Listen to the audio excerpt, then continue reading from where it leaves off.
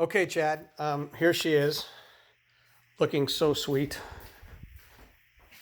Um, so ready for that first start and my first ride. So the tank. So let's take a look at this right here. So my petcock, and by the way, the tank is full right now. My petcock is completely rebuilt.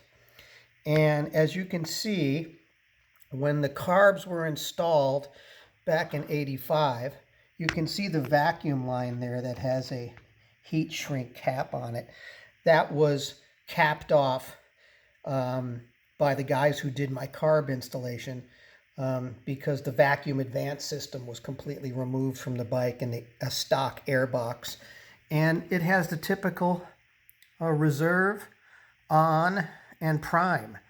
Now, if I was to turn this to prime right now, while I'm shooting this video, fuel would come pouring out of the petcock, which is what it's supposed to do on prime. So I know the flow is there and the petcock is doing what it's supposed to do. Now, as far as the cap is concerned, it has vented properly since I've owned the bike. It is your typical locking click type cap. And as you can see, if I go down and I lock it, it still has that play to do the venting. And as I mentioned in my last email, the lack of fuel flow once the fuel line is hooked up happens with the cap closed or the cap open on the tank. So let's go around here and I'll show you simply. There's inside where I'm tying in the T-fitting that feeds all of the carbs. And then here is my clear line that gets connected directly to the petcock. And that's it. And that's how the bike has been set up and how it's ran perfectly for years. So somehow I'm thinking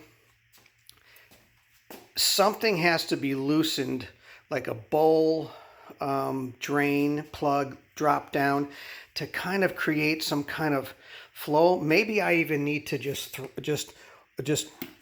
hold the throttle open, and I haven't done that yet. Put the tank on, hook up the fuel line, and hold the throttle open, and maybe that alone will allow fuel to flow. But I'll take your advice on all of this. Now, as far as the carbs, when they were on the bench, I never hooked up fuel to the carbs in any facet when I took them apart and I ultrasound dunk tanked them. And don't worry about this. This is my hookup for my low fuel indication up here. It's kind of dangling there. But I've never ran any gas through them or hooked up any gas to them while they were on the bench.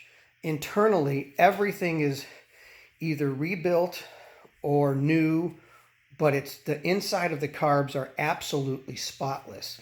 You know, I ordered an entire rebuild kit with all of the new clips and valves and seats and everything for the floats.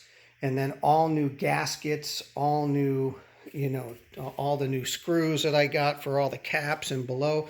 And there's nothing odd going on inside the carbs, but I'm concerned about you asking, did I have fuel run through them, or how did I hook fuel to them when it was on the bench? There was no fuel ever hooked up to these while I was doing my complete refurbishment of them.